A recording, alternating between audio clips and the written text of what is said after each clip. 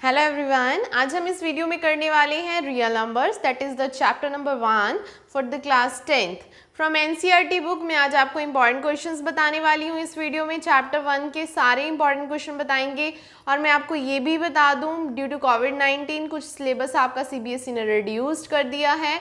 उसके अकॉर्डिंग जो आपकी फर्स्ट एक्सरसाइज है 1.1 एक्सरसाइज, उसमें से topic Euclid division lemma reduce हो चुका है, तो उसके बेस पे जितने भी क्वेश्चन हैं अब आपको एग्जाम में नहीं आएंगे।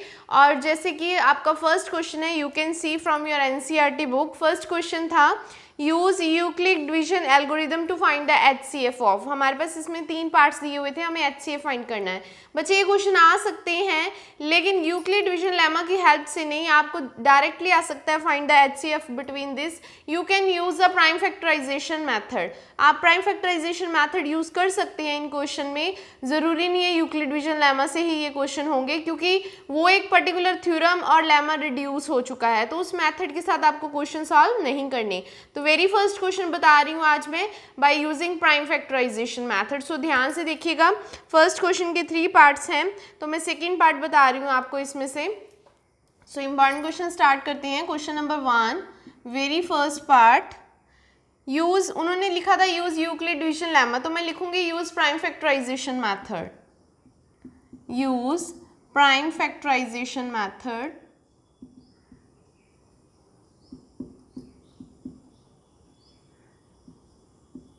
To find HCF of, HCF निकालना है हमें, HCF ऑफ 196 एंड 38220।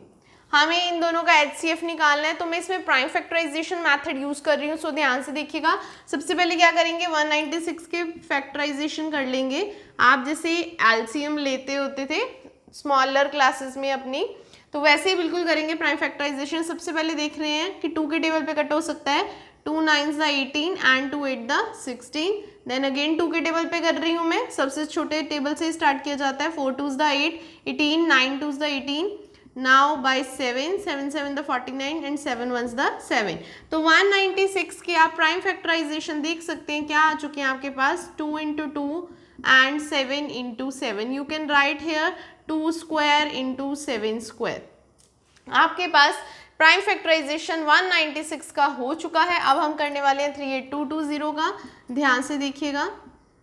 तो सबसे पहले इसको भी हम 2 के टेबल पे करते हैं, 2 1s the 2, 18, 9 2s the 18, 2 1s the 2, 2 1s the 2, 2 0s the 0। अब 19110 आ चुका है, जिसके पीछे 0 होता है वो 2 और 5 के टेबल पे कट हो जाता है। तो इसे अगेन 2 के टेबल पे करते हैं, 2 9 the 18 and 11 here, 2 5s the 10, 2 5s the 10, then again 2 5s the 10। अब 955 आ चुका है। अब इसका जो लास्ट यूनिट डिजिट है वो 5 है, तो इसको 5 के साथ करेंगे, 5 1s the 5, then carry 45, 9 5s the 45, 5 1s the 5, 5 1s the 5। अब हम देखते हैं कि इसे 3 के टेबल पे कर सकते हैं या नहीं। 3 6 द 18, 11 हो जाएगा, 3 3s द 9, 21, 7 3 द 21। 3 के टेबल पे कटिंग हो चुकी है। 6 3 7 है हमारे पास। अब अगेन हम देखते हैं 6 के टेबल पे हो सकता है या नहीं। 6 के टेबल पे नहीं होगा, 7 के टेबल पे देखते हैं, 7 9s the 63, 7 1s the 7। Then अब हम करेंगे 7 पे ही अगेन, 13 7 द 91, 13 1s द 13। अब आप देखोगे प्राइम फैक्टराइजेशन जो है 38220 की क्या आ गई हमारे पास, 2 into 2, 5 into 3 into 7 into 7 and into 13। तो ये प्राइम फैक्टराइजेशन है हमारे पास 38220 की, और 196 की ये वाली प्राइम फैक्टराइजेशन है। अब देख लेंगे इसमें से कॉमन क्या आ रहा है, तो इसे मैं कंबाइन करके लिख रही हूँ। 2 का स्क्वायर लिख सकते हैं, 5 1s टाइम है तो ऐसे लिख देते हैं, 3 भी सिंगल टाइम है, 7 हमारा 2 टाइम्स है, इंटू 13 लिख दिया। अब आप देख रहे होगे कि 2 का स्क्वायर इसमें भी है, 2 का स्क्वायर इसमें भी है। अब 7 का स्क्वायर इसमें भी है, 7 का स्क्वायर इसमें भी है, तो इसका जो HCF होगा वो क्या आ जाएगा, 2 square into 7 square, that is 2 square क्या हो जाएगा, 4 into 49, that is 196। So your HCF is 196. This is the prime factorization method to find the HCF between two numbers. मैं आपको first exercise prime factorisation method के साथ बता रही हूँ बिकॉज ये जो मेथड है यूक्लिड डिवीजन वाला एलिमिनेट हो चुका है, सिलेबस में से रिड्यूस्ड हो चुका है। So this is the prime factorisation method. Next question करते हैं। नेक्स्ट क्वेश्चन जो आपके हैं question number 2nd, 3rd and 5th, इसे कैंसिल कर दीजिए, ये इस बार एग्जाम में नहीं आएंगे बिकॉज वही सेम रीज़न है, थ्योरम कट हो चुकी है। तो इसमें से मैं आपको question number 3rd, 2nd, 4th, 5th cut कर दीजिए। क्वेश्चन नंबर 3rd बता रही हूँ, उसमें क्या है, an army contingent of 616 members is to march behind the army band. उन्हें आर्मी बैंड के बिहाइंड मार्च करना है, 616 मेंबर्स हैं। बैंड जो है वो 32 मेंबर्स का है in a parade. The two groups are to march in the same number of columns. Same number of columns में दो ग्रुप कर रहे हैं, हमें नहीं पता वो कॉलम्स कितने हैं। What is the maximum number of columns in which they can march, वो कितने मैक्सिमम नंबर ऑफ कॉलम्स में कर सकते हैं। हमारे पास दो ग्रुप्स हैं, दो ग्रुप्स को नंबर ऑफ कॉलम्स में डिवाइड कर दिया गया है, हमें फाइंड आउट करना है वो कॉलम्स कितने हैं। इसके लिए आपको क्या करना होगा, 616 मेंबर्स हैं और 32 मेंबर्स का एक बैंड है, हमें उनका HCF निकालना होगा, फिर हमें इसका आंसर मिल जाएगा कि हमें नंबर ऑफ कॉलम्स कितने चाहिए। सो इसे सॉल्व करते हैं। तो क्वेश्चन नंबर 3rd है आपके NCERT बुक में से।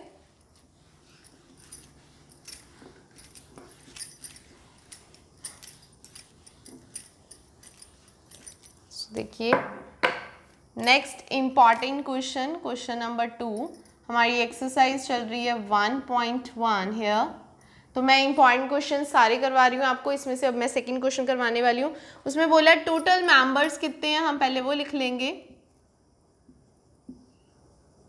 There are 616 total members and members in a band.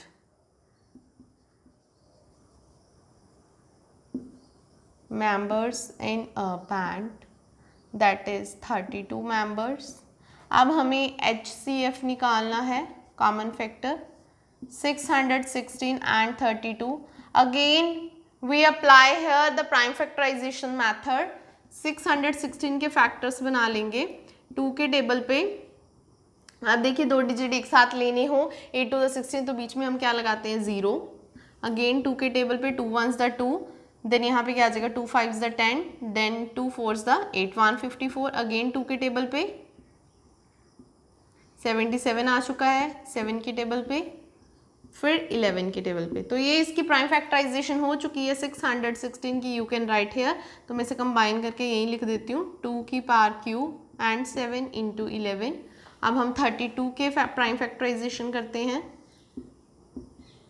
16, then 8, then 4, then 2, then 1। This is a prime factorization of 32। तो 32 की भी यहीं पे लिख देते हैं, 2 की पावर 5। ठीक है जी, 2 कितनी बार है, 5 टाइम्स है।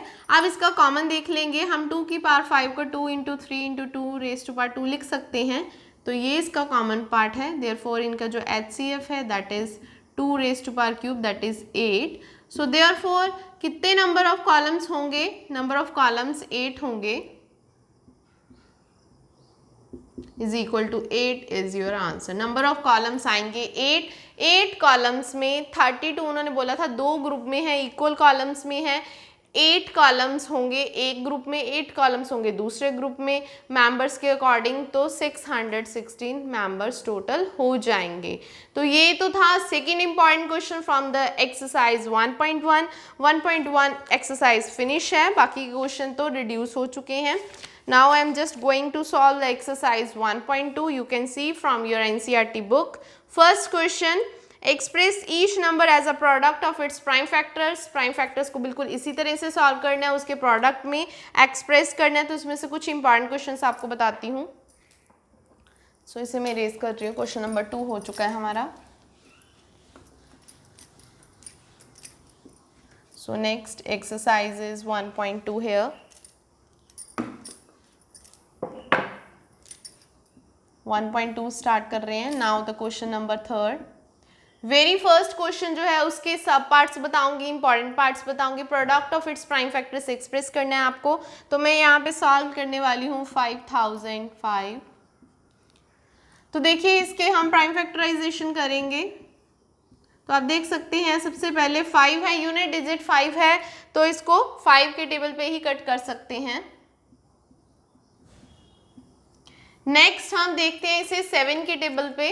5 के टेबल पे अब नहीं जाएगा बिकॉज 1 आ चुका है।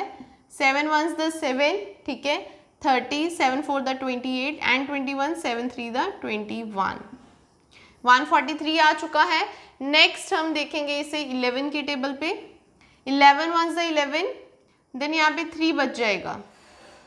11 1 the 11, 3 33, that is 11 3 the 33, then 13 1 the 13। तो इसके प्राइम फैक्टराइजेशन के प्रोडक्ट क्या होंगे? 5 into 7 into 11 into 13। This is a prime factorization. हम यहाँ पे लिख सकते हैं कि ये प्राइम फैक्टराइजेशन की है हमने। दैट्स इट, बस इतना ही करना है इन क्वेश्चंस में, आपको ज़्यादा सॉल्व नहीं करना है। तो इसका एक और पार्ट करते हैं। 3825 3825 अगेन इसके भी प्राइम फैक्टराइजेशन करेंगे। प्राइम फैक्टराइजेशन करते वक्त ज़्यादा सोचने की ज़रूरत नहीं होती। स्मॉलर नंबर से स्टार्ट करिए, सेकंड, थर्ड, 5 2 3 5 7 11 ऐसे सॉल्व करते जाएं। आप 6 भी ले सकते हैं, डिपेंड करता है क्या फैक्टर है हमारे पास। अब जैसे कि हमारे यूनिट डिजिट 5 है तो हम 5 से स्टार्ट करने वाले हैं, ठीक है जी। 7 5 द 35, यहाँ पे 35 आ जाएगा, 3 इधर चला जाएगा, 32, 5 6 द 30, देन 2 उधर मूव हो गया, 25, अगेन 5 आ गया 5 के टेबल पे, 5 1 the 5, then 26 here, 5 5 the 25, then 15, 5 3 the 15, 153 आ चुका है। अब हम इसे चेक कर लेते हैं 7 के टेबल पे। 5 के टेबल पे नहीं होगा, 3 के टेबल पे हो सकता है। 3 5 द 15, 3 1 द 3, देन अगेन 3 के टेबल पे 17, then last one is 17 here. 17 एक प्राइम नंबर है, वो किसी के टेबल पे नहीं जाएगा, वो एज इट इज आएगा। तो इसके जो prime factorization that is 5 into 5, 3 into 3 into 17. You can write here 5 square into 3 square into 17. This is the prime factorization of 3825. तो ये प्राइम फैक्टराइजेशन एक्सप्रेस हो चुकी है, product of its prime numbers 5 square 3 square into 17। This is the answer. तो ये इसका answer है हमारा। नेक्स्ट क्वेश्चन करते हैं, ये हम एक्सरसाइज 1.2 सॉल्व कर रहे हैं, इंपॉर्टेंट क्वेश्चंस कर रहे हैं, रियल नंबर्स। तो सेकंड क्वेश्चन में ये बोला गया है find the LCM and HCF. You can see the statement from your book, ठीक है। Find the LCM and HCF of the following pair of integers and verify that LCM into HCF which is equal to product of its two numbers. कोई भी दो numbers का LCM HCF निकालेंगे by using this method, prime factorization method. Then उनके LCM और HCF को multiply करना है, product उसका देखना है और numbers का product देखना है और verify करना है कि दोनों same आते हैं। Question solve करवाती हूँ आपको, यहाँ पे मैं से रेज कर रही हूँ। तो 3 questions important हो चुके हैं। Now question number 4.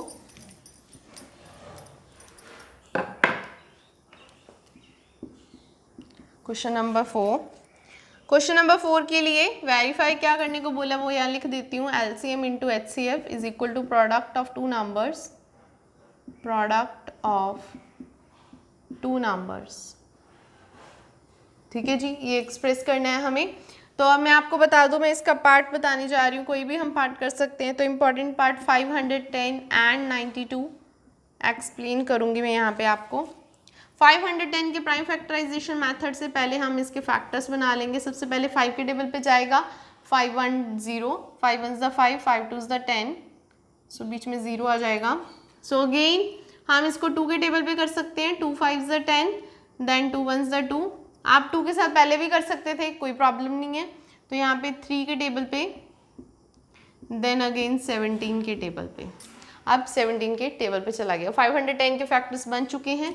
92 के बनाते हैं हम 2 के टेबल पे, 4 2 8, 6 2 12, 2 2 4, 3 2 6। अब 23 किसी के टेबल पे नहीं जाने वाला, ऐसे ही बच जाएगा। अब हमें इसका HCF LCM निकालना है, तो पहले 510 के फैक्टर्स लिख देते हैं and 92 here, 2 2 into 23। अब आप देख सकते हो इनमें से कॉमन क्या है आपका 2, इनमें से आपका कॉमन क्या है 2 आ रहा है। 2 आपका आ गया है HCF, जो भी इसका कॉमन फैक्टर होगा वो आपका क्या होगा HCF। You can write here your HCF is 2। अब नेक्स्ट हमें लिखना है LCM। LCM में हम क्या करते हैं, जो कॉमन फैक्टर होता है उससे सिंगल टाइम लिख लेते हैं, जो बच गए हैं फैक्टर उससे मल्टीप्लाई कर देते हैं। 5 3 17, ये लिख दिया मैंने, 2 23 23। ठीक है जी, ये आ जाएगा हमारा LCM। अब इसे कर देंगे मल्टीप्लाई, 2 इंटू 5 इंटू 3, इन सबको मल्टीप्लाई कर देंगे तो हम देख लेते हैं कितना आ गया। 5 3 the 15, 15 2 the 30, 30 into 17 into 2 into 23। आप इसे भी मल्टीप्लाई कर सकते हो, आप चाहो तो सिंगल सिंगल को मल्टीप्लाई कर दो, फैक्टर्स में कर दो मल्टीप्लाई, तो इसका जो मल्टीप्लाई करके हमारा आंसर आ जाएगा दैट इज 20346 तो ये हमारा आंसर आ जाएगा, इसे का LCM आ जाएगा 23460, सॉरी यहाँ पे 23 आएगा, 23460। ये हमारा LCM आ चुका है, ये हमारा HCF है। अभी हम इस थ्योरम को, ये जो बोला हुआ है उन्होंने प्रूफ करने के लिए इसे सॉल्व करेंगे। LCM इंटू HCF था, तो LCM क्या हमारा 23460, तो मैं यहाँ पे लिख रही हूँ 23460 इंटू HCF बोला, HCF हमारा 2 है, is equal to product of two numbers that means 510 into 92। यही उसने बोला हुआ है कि सबसे पहले LCM into HCF is equal to product of two numbers, तो इसे मल्टीप्लाई करके देखेंगे कितना आ रहा है 46920, तो यहाँ पे भी आ रहा है 46920, यू कैन चेक। तो ये दोनों क्या आ गए हैं, इक्वल आ गए हैं। उन्होंने बोला था कि वेरीफाई कीजिए LCM into HCF is equal to product of two numbers, सबसे लास्ट में मैंने लिखा हुआ है 46920, ये दोनों तरफ 46920 आंसर आ चुका है, तो ये क्वेश्चन हमारा वेरीफाई हो चुका है। अभी इसका नेक्स्ट पार्ट करते हैं बिल्कुल सेम इसी मेथड से, सो मैं इसे जस्ट इरेज कर रही हूँ। Second part, question number 4 important going on. अभी हम सेकेंड पार्ट करेंगे, तो सेकेंड पार्ट सॉल्व करते हैं 336 एंड 54। तो इसका भी बिल्कुल वैसे ही करेंगे हम, इसके पहले प्राइम फैक्टराइजेशन बनाएंगे 336 के, तो मैं इसे सबसे पहले 2 के टेबल पे कर रही हूँ, 2 1s द 2, सो नेक्स्ट क्या आ जाएगा हमारा 6 2 द 12, देन 16, 8 2 द 16, देन यहाँ पे 8 2 the 16, 4 2s the 8, again 4 2s the 8, 2 2s the 4, 2 के टेबल पे 2 2s the 4, 2 1s the 2, then 3 के टेबल पे 3 7s द 21, 7 1s द 7। तो ये प्राइम फैक्टराइजेशन हो चुकी है 336 की। Now I am just going to solve 54 here. 54 को 2 के टेबल पे कर रही हूँ, 2 2s the 4, then 2 7 the 14, again ये 3 के टेबल पे होगा, 3 9s the 27, 3 3s the 9 and 3 1s the 3। तो प्राइम फैक्टराइजेशन जो है 336 की यहाँ पे लिख देते हैं 2 into 2 into 2 into 2 and 3 into 7 here, and 54 की प्राइम फैक्टराइजेशन लिख देते हैं 2 into 3 into 3 into 3। You can check here 2 as a common and 3 as a common, common factor 2 आ रहे हैं हमारे पास, 2 और 3, सो देयरफॉर HCF क्या आ जाएगा हमारे पास 2 into 3 that is the 6 is your HCF here. अब LCM निकालेंगे। LCM में क्या करते हैं कि जो कॉमन होता है उसे सिंगल टाइम लिख लेते हैं, बाकी सारे फैक्टर्स क्या बचा 2 की पावर 3 दैट इज 8 लिख सकते हैं इंटू 7 और 3 3s द 9। तो ये हमारा आ चुका है LCM 6 इंटू 8 इंटू 7 इंटू 9। अब इसे हम मल्टीप्लाई कर देंगे LCM के लिए, तो वो हमारा बन जाएगा 30204 मल्टीप्लाई करने पर। अब हमें ये फैक्टर, ये जो हमें दे रखी है स्टेटमेंट, ये प्रूफ करनी है LCM इंटू HCF। तो मैं क्या कर रही हूँ LCM that is 30204 into HCF that is 6, product of two numbers that is 336 into 54। तो ये हमें मल्टीप्लाई करना है और वेरीफाई करना है। आप इस तरफ मल्टीप्लाई करोगे, दूसरी तरफ मल्टीप्लाई करोगे 336 को 54 के साथ, आप देख सकते हो इसका मल्टीप्लाई करने के बाद आंसर आ रहा है 18144 एंड 18144 ऑल्सो। तो दोनों तरफ अगेन आंसर सेम आ चुका है और ये वेरीफाई हो चुके हैं कि LCM into HCF is equal to product of two numbers होते हैं। आगे आपको कोई भी क्वेश्चन आ जाए, अगर किसी का LCM दिया हुआ है HCF नहीं दिया, प्रोडक्ट ऑफ टू नंबर्स पता है, तो you can find easily by this formula. It is also you can use as a formula. ये फॉर्मूला ही है एक तरह से LCM और HCF is equal to product of two numbers. ये हमने प्रूव भी कर दिया है 2 अलग अलग नंबर्स पे। तो इसे आप किसी भी आगे नेक्स्ट क्वेश्चन आएगा आपको जिसमें आपको यूज़ करना होगा। क्वेश्चन नंबर 4 है आपकी एनसीईआरटी में से जिसमें आपको ये वाला फॉर्मूला यूज़ करना है, लेकिन अभी मैं आपको क्वेश्चन नंबर 3 बताने वाली हूँ। हमने क्वेश्चन नंबर 1 और 2 कर लिया है एक्सरसाइज 1.2 में से। So question number 3 again same है by using prime factorisation method, लेकिन बस नंबर्स इंटीजर्स जो है वो 3 हो चुके हैं, उसका आपको एलसीएम और एचसीएफ निकालना है। तो उसकी भी एक एग्जांपल कर लेते हैं। सो question number 5 important,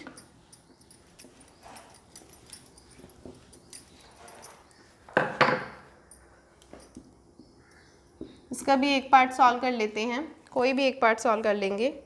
so first part ही कर रही हूँ 12, 15, 21। अभी मैं यहाँ पे सबके फैक्टराइजेशन मेथड से फैक्टर्स बनाने वाली हूँ। So it is a factor of 12। Now 15 here, 3 के टेबल पे जाएगा 15, तो 5 1 ज़ा 5, देन 21 हेयर, 21 भी 3 के टेबल पे 7, देन 7 हेयर। यहाँ पे हमने तीनों की प्राइम फैक्टराइजेशन कर ली है। अब दोनों तीनों का कॉमन देख लेंगे क्या आ रहा है। 2 × 2 × 3, then 15 here, 3 × 5, then 21 here, 3 × 7। तो आप देख सकते हैं कि इन सब का कॉमन फैक्टर जो है वो 3 है, देयरफॉर इनका जो HCF है वो क्या हो जाएगा, 3 हो जाएगा। अभी हमें इनका एलसीएम निकालना है। एलसीएम के लिए जो कॉमन फैक्टर होता है उसे हम सिंगल टाइम लिख लेते हैं, अगेन रिपीट कर रही हूँ। Then 2 × 2 that is 4, then 5, then 7। अब इसे हम मल्टीप्लाई कर देंगे। 5 4 ज़ा 20, 20 को 3 से कर दोगे 60, देन 60 को 7 से मल्टीप्लाई कर दोगे 420, तो यहाँ पे आ जाएगा 420। 420 is the LCM and HCF is 3। अभी और कुछ तो इसमें निकालने को नहीं बोला है, एलसीएम और एचसीएम बोला था हमने, वो प्राइम फैक्टराइजेशन मेथड से निकाल लिया है। नेक्स्ट हम करते हैं क्वेश्चन नंबर 4, आपकी एक्सरसाइज 1.2 में से है। So here the question number 6, important question.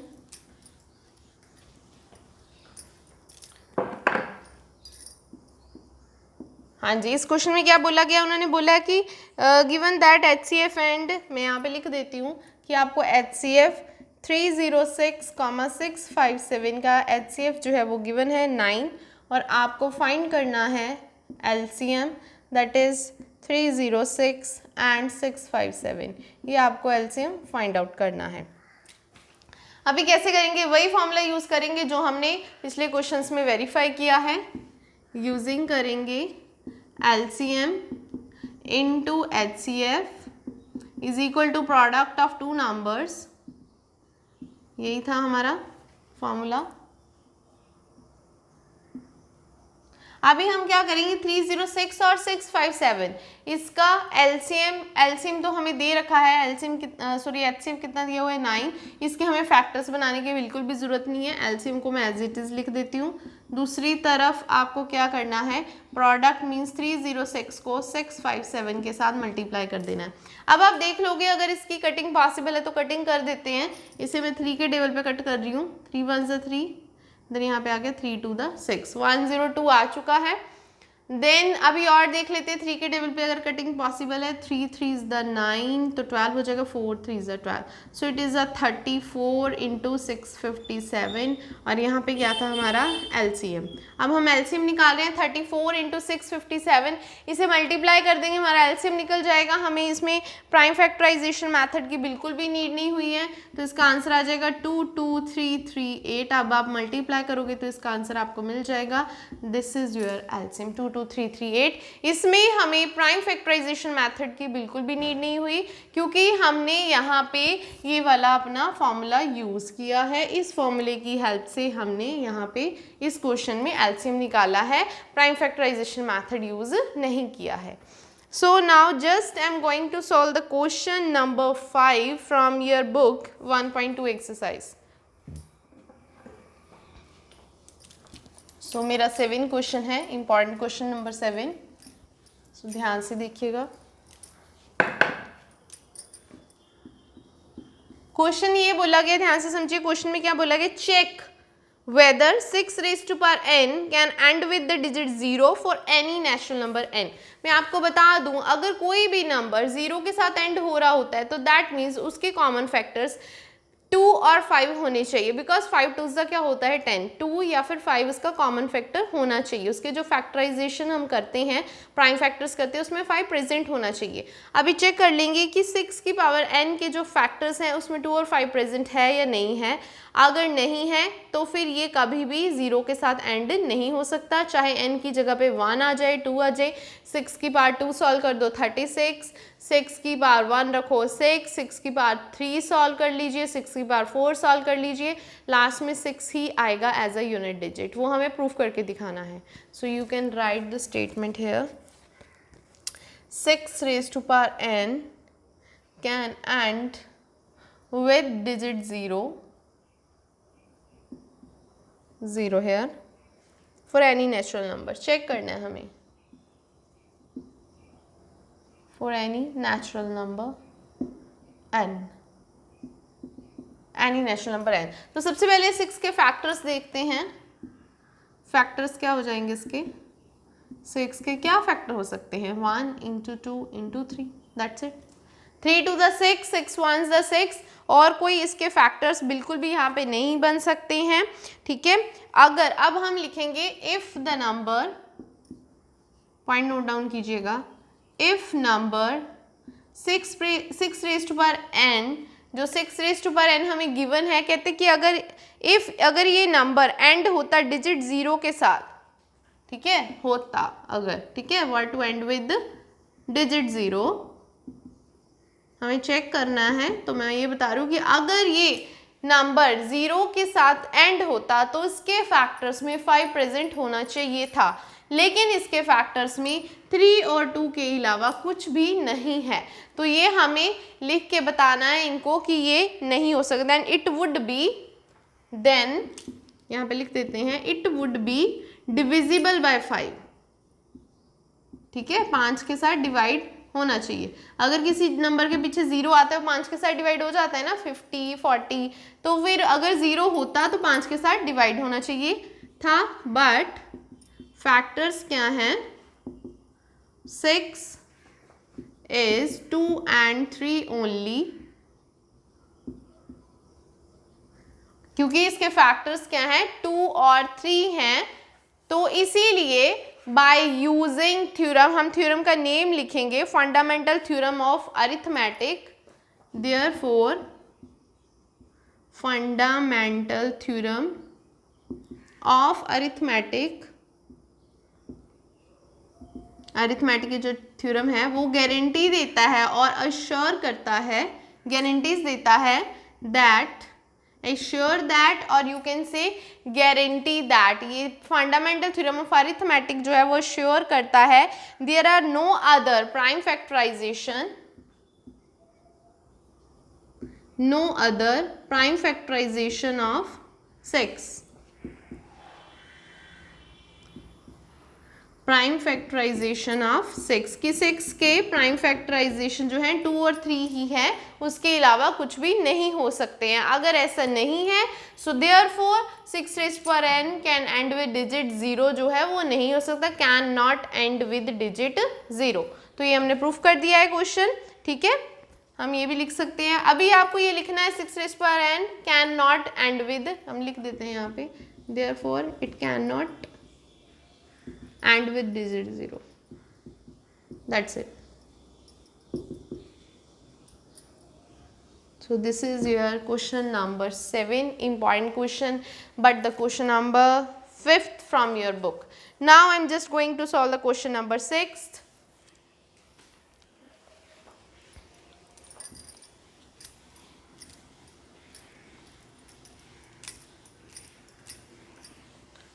Question number 6 करने वाली हूँ मैं आपकी बुक में से, बट मेरा ये क्वेश्चन नंबर 7 है, इम्पॉर्टेंट।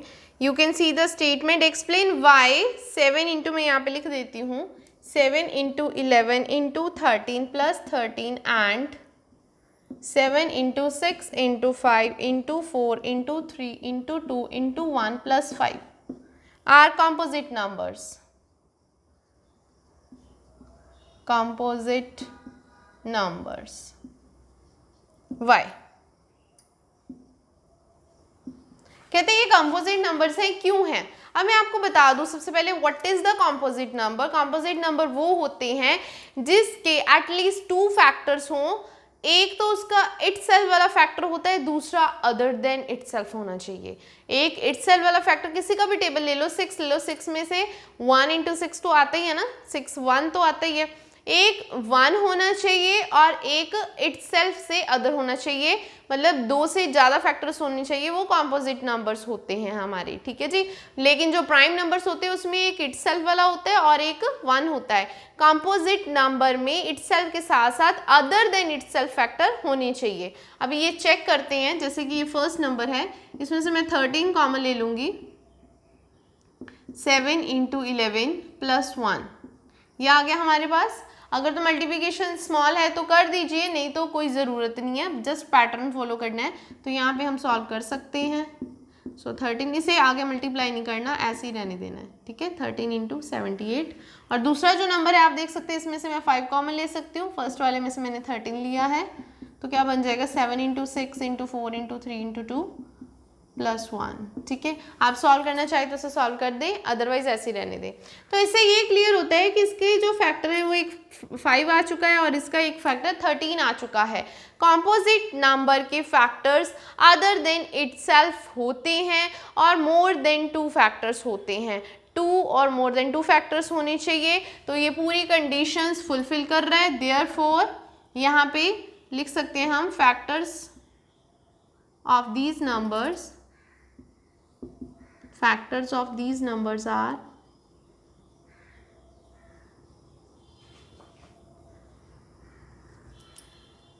more, हमारे कितने फैक्टर्स हैं? 2 फैक्टर्स हैं, ठीक है। हम ये लिख सकते हैं factor of these numbers are 2, ठीक है, अदर देन इटसेल्फ, अपने अलावा, ठीक है। Therefore these are composite numbers.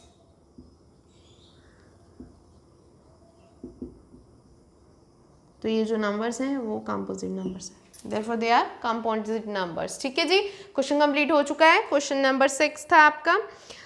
Next है 7th क्वेश्चन है, there is a circular path around a sports field, Sonia takes 18 minute to drive 1 round and while Ravi takes 12 minutes for the same.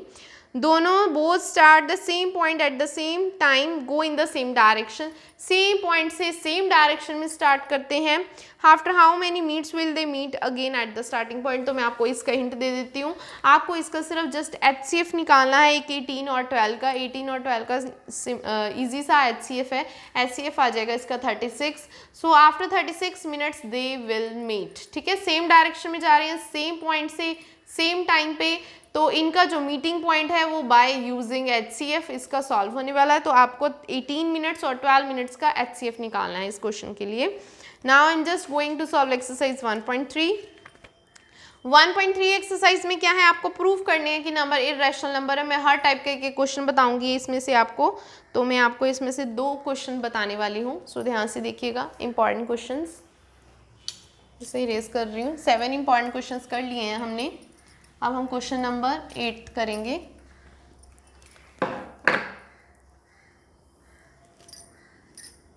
So question number 8 exercise आपकी आ गई है 1.3 hair, तो 1.3 लिख देते हैं,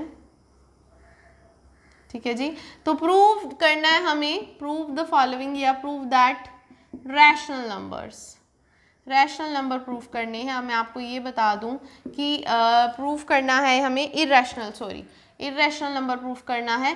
irrational number वही होते हैं स्क्वायर रूट में जो होते हैं और जिनका स्क्वायर रूट सॉल्व नहीं होता, लेकिन हमें प्रूफ करके दिखाना है, तो इसका प्रूफ बहुत इंपॉर्टेंट है। एक एक स्टेप ध्यान से देखिएगा। तो वेरी फर्स्ट पार्ट बताती हूँ मैं इसका, proof that root 5 is irrational. तो रूट 5 को इररेशनल प्रूफ करना है। तो सबसे पहले मैं लेट कर रही हूँ कि रूट 5 मेरा जो है वो रैशनल नंबर है। a/b की फॉर्म में ले लिया मैंने, रैशनल नंबर मान के चलेंगे और इसे गलत प्रूफ कर देंगे, फिर ये रैशनल नंबर बन जाएगा। Here a and b are, a b जो है वो को प्राइम नंबर्स हैं। As we know that what is the coprime number, coprime number जिनका कॉमन फैक्टर और जिनका HCF ओनली 1 होता है, ठीक है। तो मैंने ये को प्राइम नंबर्स मान लिए हैं a एंड b। तो अभी मेरा नेक्स्ट स्टेप है स्क्वायरिंग बोथ साइड। स्क्वायरिंग कर रही हूँ यहाँ पे, √5 का भी स्क्वायर कर रही हूँ और a/b का भी, ध्यान से देखिएगा। सो यहाँ पे मेरा आ चुका है 5 = a² अपॉन b², b² को मैं इधर लेके जा रही हूँ, 5b² = a² आ चुका है। अब देखिए 5 इधर जाके डिवाइड हो सकता है a² के साथ, यस हो सकता है, तो हम लिखेंगे therefore a² is divisible by 5, ठीक है। a² जो है वो डिविजिबल हो सकता है 5 के साथ, ठीक है। अगर a² 5 के साथ डिवाइड हो सकता है, देयरफॉर a भी 5 के साथ डिवाइड हो सकता है। a is also divisible by 5, तो इसे नंबर 1 डालेंगे कि a जो है वो 5 के साथ डिवाइड हो रहा है। अब आप क्या करोगे, नेक्स्ट पार्ट में पुट कर दोगे a को 5m जो है किस इक्वेशन में करेंगे, इस इक्वेशन में, तो इसे नंबर दे देते हैं 1, ये मैंने रोमन लेटर में लिखा है, ये सिंगल 1 लिखा है, ठीक है। तो इसमें मैं पुट कर रही हूँ a = 5m in equation number 1, ध्यान से देखते जाइएगा। मैंने a की वैल्यू पुट की है 5m, उसका स्क्वायर, उसे सॉल्व कर रही हूँ, 25m², 5b² जो कैंसिल होता है कैंसिल कर दिया मैंने, b² = 5m²। अब आप ये देखिए यहाँ पे b² = 5m² आ चुका है, तो b² भी 5 के साथ डिवाइड हो सकता है। b² जो है वो डिविजिबल बाय 5 है। अगर b² 5 के साथ डिवाइड हो रहा है तो b भी 5 के साथ डिवाइड हो जाएगा।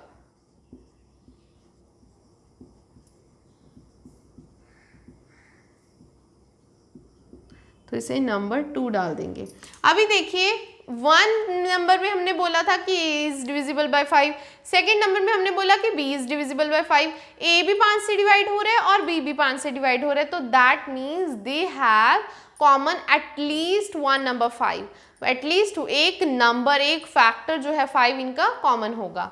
तो मैं नेक्स्ट जो क्वेश्चन है इसे इरेज करके लिख रही हूँ, यहाँ पे लिख देती हूँ, therefore they have from 1 and 2, यहाँ पे ये लिखेंगे specially from 1 and 2, it is clear that therefore they have at least one common factor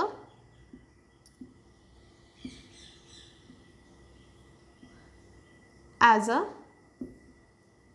5, ठीक है। एटलीस्ट एक कॉमन फैक्टर तो होगा ना 5, इससे ये प्रूफ हो गया दोनों चीजें 5 से डिवाइड होती हैं, तो ऑब्वियसली 5 से डिवाइड हो सकती हैं, तो इसके फैक्टर में 5 होगा तभी तो डिवाइड हो सकते हैं, कैंसिल हो सकते हैं। लेकिन हमने क्या बोला था कि ए बी क्या है, को prime number, coprime number का मतलब क्या होता है, कॉमन फैक्टर 1, लेकिन इससे क्या हो रहा है कि कॉमन फैक्टर क्या आ चुका है, 5 आ चुका है। बट दिस कॉन्ट्राडिक्ट्स, लिखेंगे हम, but this contradicts the fact that a and b are co-prime numbers। पर ये जो हमारा फैक्ट है जो हमने माना था स्टार्टिंग में कि ए बी को प्राइम फैक्टर्स हैं या को प्राइम नंबर्स हैं, ये इसको कॉन्ट्राडिक्ट कर रहा है, ठीक है। कॉन्ट्राडिक्ट कर रहा है, ये कॉन्ट्राडिक्शन क्यों अराइज हुई, बिकॉज अवर रॉन्ग सपोजिशन, हमने गलत माना था कि √5 जो है वो रैशनल नंबर है, इसकी वजह से ये कॉन्ट्राडिक्शन प्रूफ हुई है, कॉन्ट्राडिक्शन अराइज हुई है। सो देयरफॉर √5 रैशनल नंबर नहीं है, it is a irrational number.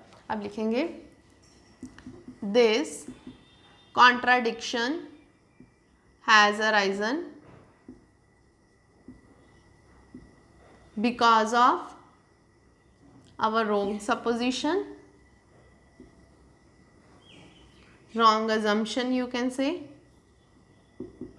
assumption क्या थी, that is √5 is rational number, हमने क्या माना था √5 को रैशनल नंबर, तो वो गलत हो गया। अगर √5 रैशनल नंबर नहीं है तो √5 क्या होगा, irrational number, therefore √5 is irrational number.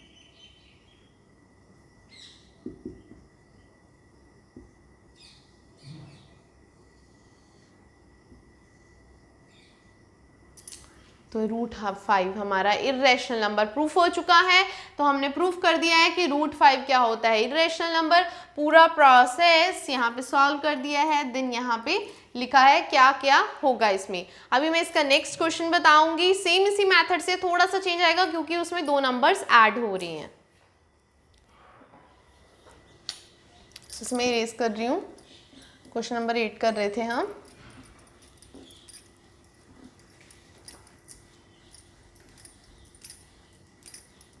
अभी इसका सेकंड पार्ट करते हैं। Question number 8 it's second part. तो सेकंड पार्ट है, प्रूफ करना है 3 + 2√5 is irrational number.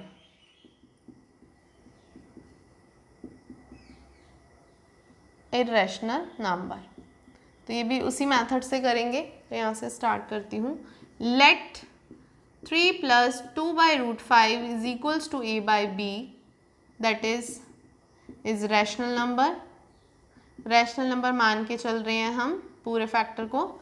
Rational number का मतलब अब क्या होगा कि here a and b are coprime numbers, कि इनका कॉमन फैक्टर ओनली 1 है।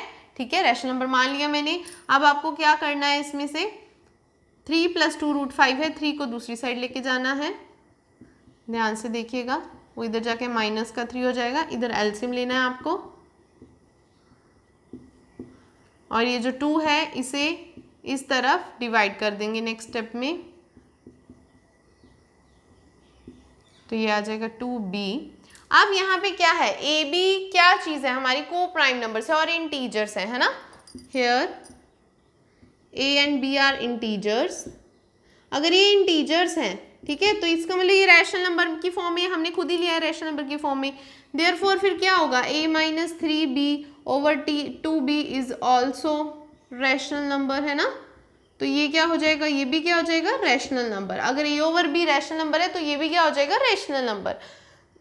लेकिन ये रैशनल नंबर, अगर ये रैशनल नंबर है तो इसका मतलब ये रैशनल है, तो √5 भी क्या होगा, ऑल्सो अ रैशनल नंबर।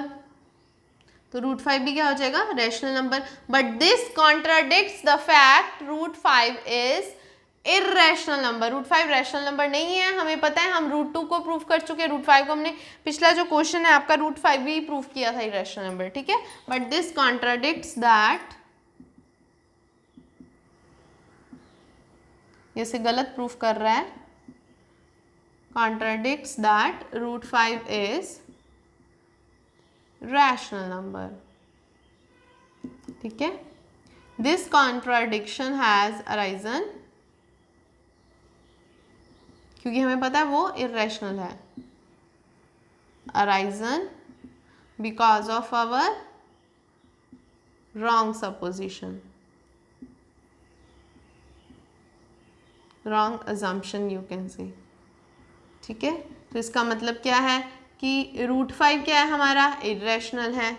अगर वो इर्रेशनल नंबर होगा तो हमारा a - 3b/2bb क्या हो जाएगा, इर्रेशनल नंबर। अगर ये इर्रेशनल नंबर है तो ये पूरा का पूरा एक्सप्रेशन जो क्या है 3 + √25 वो भी क्या हो जाएगा, इर्रेशनल नंबर। सो ये प्रूफ हो चुका है कि 3 + 2√5 भी क्या है, इर्रेशनल नंबर। सो मैंने यहाँ पे क्या किया था, ये बहुत ही इजी था, 2 नंबर्स की एडिशन थी। हमेशा रूट वाले फैक्टर को एक साइड पे रख लेना, बाकी दूसरे को दूसरी तरफ ले जाना है, क्योंकि रूट वाले जो हैं वो आप प्रूफ कर चुके हो कि ये इर्रेशनल नंबर है, तो वो अगर इर्रेशनल होंगे तो उसके साथ वाला भी क्या होगा, इर्रेशनल। तो ये क्वेश्चंस आपको ऐसे प्रूफ करने हैं। अभी हम नेक्स्ट क्वेश्चंस करते हैं। नेक्स्ट इसके जितने भी पार्ट्स हैं वो सिमिलर वे में आप कर सकते हो, मैंने आपको बता दिया है। अभी मैं आपको बताऊंगी एक्सरसाइज 1.4। सो हमारे 8 इंपॉर्टेंट क्वेश्चंस हो चुके हैं।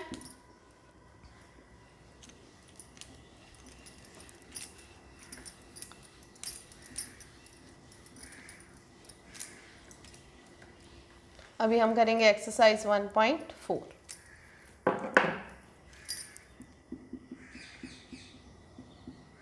सो क्वेश्चन नंबर 9 इंपॉर्टेंट क्वेश्चंस कर रहे हैं हम।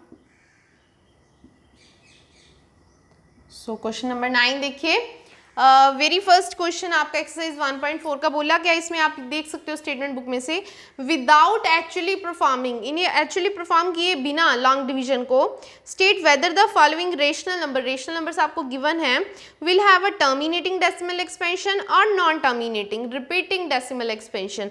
अब आप ये बताओगे कि इनकी टर्मिनेटिंग डेसिमल एक्सपेंशन है या फिर इसके non terminating repeating decimal expansion है, ये आपको बताना है। मैं आपको बता दूं, कोई भी वो रेशनल नंबर जिसके डिनोमिनेटर की जो फैक्टर्स हैं वो सिर्फ 2 और या फिर 5 हो या फिर दोनों ही हो, वो टर्मिनेटिंग डेसिमल एक्सपेंशन होता है। एक्चुअल में वो क्या होता है तो ये सारे के सारे रेशनल नंबर, लेकिन जो टर्मिनेट का मतलब क्या होता है, जब जिसे हम लॉन्ग डिवीजन करते हैं डेसिमल के बाद की जो वैल्यू होती है वो स्टॉप कर जाती है, ये नहीं है कि उसकी डिवीजन चलती रहती है, उसे बोलते हैं हम टर्मिनेट हो चुका है। तो टर्मिनेटिंग डेसिमल एक्सपेंशन सिर्फ वही होते हैं जिनके फैक्टर्स में 2 और 5 या फिर दोनों के दोनों फैक्टर्स होते हैं ओनली डिनोमिनेटर में। अब हम देखते हैं इसके एग्जांपल्स, इसको सॉल्व करते हैं। तो कोई भी क्वेश्चन मैं इसका लेती हूँ यहाँ पे। मैं अब क्वेश्चन ले रही हूँ 13 बाय, वेरी फर्स्ट क्वेश्चन है 3125। हम इसके डिनोमिनेटर के फैक्टर्स बना लेंगे पहले, एज यहाँ पे इसका यूनिट डिजिट 5 है तो 5 के टेबल पे कर रही हूँ। 5 6 the 30, so 12, 5 2 the 10, 5 5 the 25 here, 5 1 the 5, ठीक है, फैक्टर्स बना रही हूँ। देन 5 2 द 10, देन 5 5 द 25, यहाँ पे 25 आ चुका है। अगेन सारे फैक्टर्स 5 आ चुके हैं, तो 5 की पावर्स कितनी हो जाएगी 1 2 3 4 5। तो अब आप इसे लिख सकते हो 13, डिनोमिनेटर में 5 की पावर 5, लेकिन 2 यहाँ पे नहीं आया तो 2 की पावर आप क्या लिख सकते हो 0। हमें पता है किसी की भी पावर 0 क्या होती है 1 हो सकती है ना। तो हम लिखेंगे देयरफॉर डिनोमिनेटर जो है of this is in the form of, तो किस फॉर्म में है 2 raise to power n and 5 raise to power m, इस फॉर्म में है। n और m आर इंटीजर्स हियर, कुछ भी वैल्यू हो सकते हैं, इस फॉर्म में है। Therefore this rational number is terminating, तो ये जो रैशनल नंबर है वो क्या होगा टर्मिनेटिंग, ठीक है। उन्होंने ये पूछा था टर्मिनेटिंग और non terminating decimal expansion. This rational number will have terminating decimal expansion, terminating, ये ध्यान से, ठीक है, decimal expansion, decimal expansion, terminating decimal expansion सिर्फ उसी की होती है जिसके डिनोमिनेटर की ये वाली फॉर्म बन जाए, और जिसके डिनोमिनेटर की ये फॉर्म नहीं बनेगी वो non terminating repeating decimal expansion होंगे। नॉन टर्मिनेटर मतलब जो रुक नहीं रहा है, रिपीटिंग इसलिए क्योंकि ये रेशनल नंबर है, अगर ये रेशनल नंबर ना होते फिर वो रिपीटिंग भी नहीं होना था, वो होना था non terminating non repeating decimal expansion. ये सारे पॉइंट्स जो है एक्सप्लेन कर देती हूँ एक बार, यहाँ पे आप देख सकते हैं। जो टर्मिनेटिंग होते हैं, एक होते हैं टर्मिनेटिंग डेसिमल एक्सपेंशन, ठीक है, एक होते हैं नॉन टर्मिनेटिंग। तो मैं आपको पहले रैशनल नंबर का बता देती हूँ, उसमें कौन कौन से आते हैं रैशनल नंबर जो कि p बाई क्यू की फॉर्म में होते हैं। तो रैशनल नंबर में टर्मिनेटिंग और non terminating and non repeating आते हैं, रिपीट नहीं होते, ठीक है, ये वाले डेसिमल एक्सपेंशन होते हैं। रैशनल नंबर की पहचान ही ये है कि अगर वो उसकी डेसिमल एक्सपेंशन या तो टर्मिनेटिंग होनी चाहिए या फिर अगर टर्मिनेट नहीं हो रही है, नॉन टर्मिनेटिंग है, तो वो रिपीट भी नहीं होनी चाहिए। Non repeating decimal expansion, sorry repeating decimal expansion, decimal expansion repeat हो रहा होता है पैटर्न, लाइक जैसे 5.2 बार बार 2 आ जाता है, हम 5.2 के ऊपर बार डाल देते हैं, 3.17 रिपीट हो रहा है। तो इसकी फर्स्ट टाइप है टर्मिनेटिंग, सेकंड टाइप है non terminating and repeating decimal expansion, ठीक है जी। अभी मैं आपको इर्रेशनल नंबर का बताती हूँ। इर्रेशनल नंबर की एक ही पहचान है कि इसके जो डेसिमल एक्सपेंशन होते हैं ना वो टर्मिनेट नहीं होते और रिपीट भी नहीं करते। Non terminating and non repeating decimal expansion.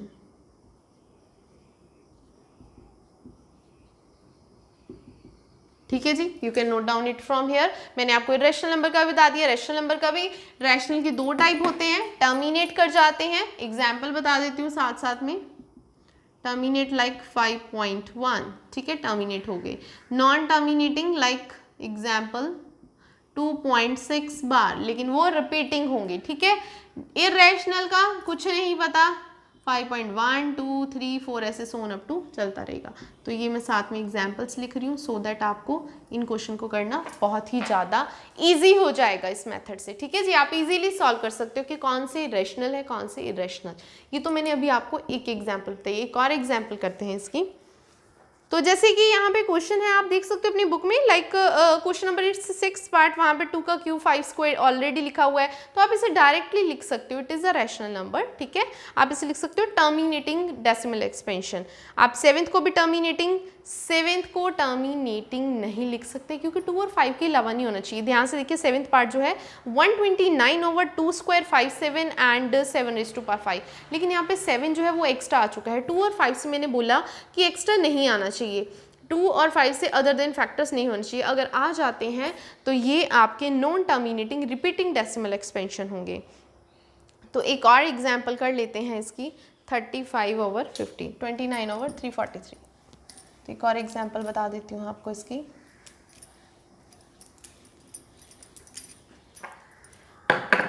सो इसका सेकंड पार्ट करते हैं हम, 29/343। यू कैन सी हियर, ये देखो मैंने आपको बता दिया डिनोमिनेटर में फैक्टर 2 और 5 दिया, तो दोनों आ सकते हैं या कोई एक भी आ सकता है, कोई प्रॉब्लम नहीं है। सो 343 को ध्यान से देखिएगा, 3 के टेबल पे कर रही हूँ। 343 देख लेते हैं 3 के टेबल पे होता है या नहीं। 3 1 3 आ जाएगा, 3 1 3 नहीं होने वाला। 7 के टेबल पे करके देखते हैं। देखो मैंने 2 से क्यों नहीं स्टार्ट किया, क्योंकि 3 यूनिट डिजिट था, 2 से तो वो हो ही नहीं सकता, 3 से भी नहीं हो रहा, 4 से भी नहीं होगा, 5 से भी नहीं होगा, क्योंकि 5 के लिए पीछे 5 या 0 वगैरह होनी चाहिए, ठीक है। 7 पे करके देखते हैं, ठीक है। 7 4 द 28, 7 5 द 35, बड़ा हो जाएगा ना, 7 4 द 28, तो यहाँ पे 63 आ गया है, 9 7 द 63, 7 7 द 49, तो ये आ गया 7। तो इसके जो डिनोमिनेटर के फैक्टर्स हैं वो बन गए हैं 7 क्यूब, ठीक है। The denominator, factors of denominator, ठीक है, denominator is in the form, is not in the form of, इसकी फॉर्म में नहीं है 2⁵n into 5⁵m, therefore it is, क्या होगा ये, उसकी फॉर्म में नहीं है, तो ये क्या होंगे, non terminating and repeating decimal expansion.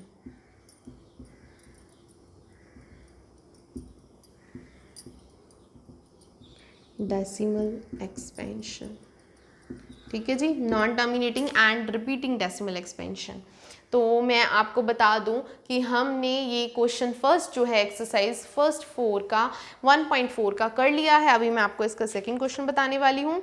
Second question में लिखा हुआ है write down the decimal expansion of those rational number in question 1। जो क्वेश्चन 1 में rational number terminating decimal expansion के हैं उसके आप डेसिमल एक्सपेंशन लिखिए। तो ये मेरा तो नॉन टर्मिनेटिंग है, फर्स्ट वाला मेरा टर्मिनेटिंग आया था। मैं आपको बता देती हूँ डेसिमल एक्सपेंशन उनके कैसे लिखने हैं आपको टर्मिनेटिंग वाले के। सो क्वेश्चन नंबर 10 बता रही हूँ, इम्पॉर्टेंट, इसके भी 2-3 पार्ट करेंगे हम सो दैट आपको क्लियर हो जाए।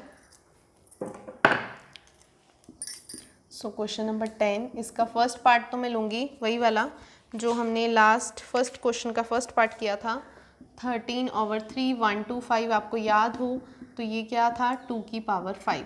अब इसका ये टर्मिनेटिंग है ना, इसका डेसिमल एक्सपेंशन कैसे लिखना है,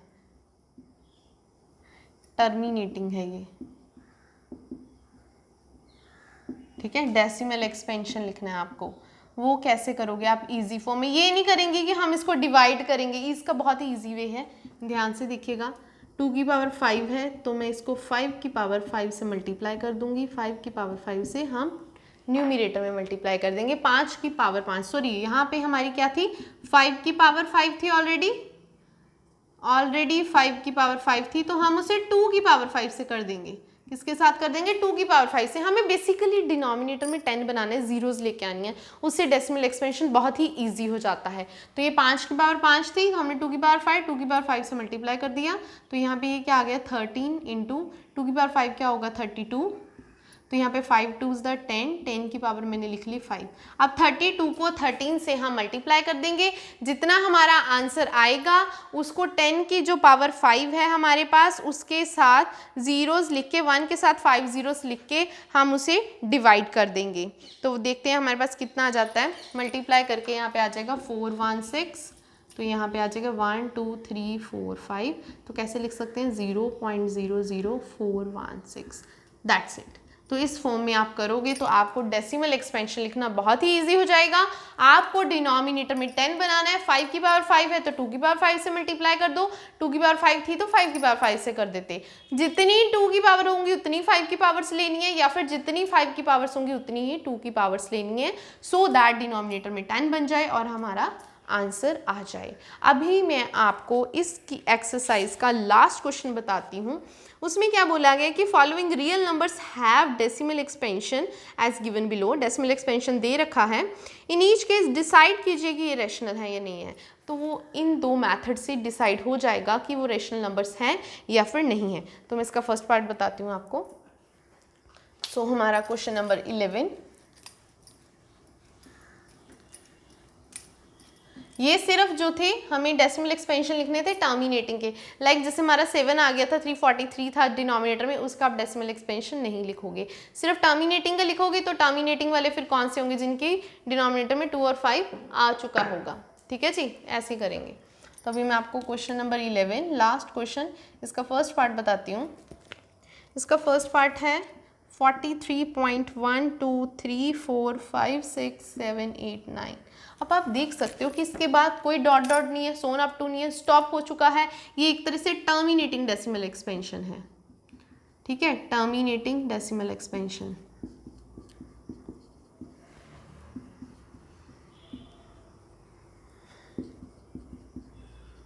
टर्मिनेटिंग डेसिमल एक्सपेंशन है, तो टर्मिनेटिंग डेसिमल एक्सपेंशन का मतलब क्या हो गया, तो ये क्या होंगे, therefore it is a rational number. बस ये जो पॉइंट्स मैंने साइड पे लिखे हैं ये आप नोट डाउन कीजिए, इसे याद कीजिए, तो आराम से आपके ये क्वेश्चन सॉल्व हो जाएंगे। इसका सेकंड पार्ट बता देती हूँ।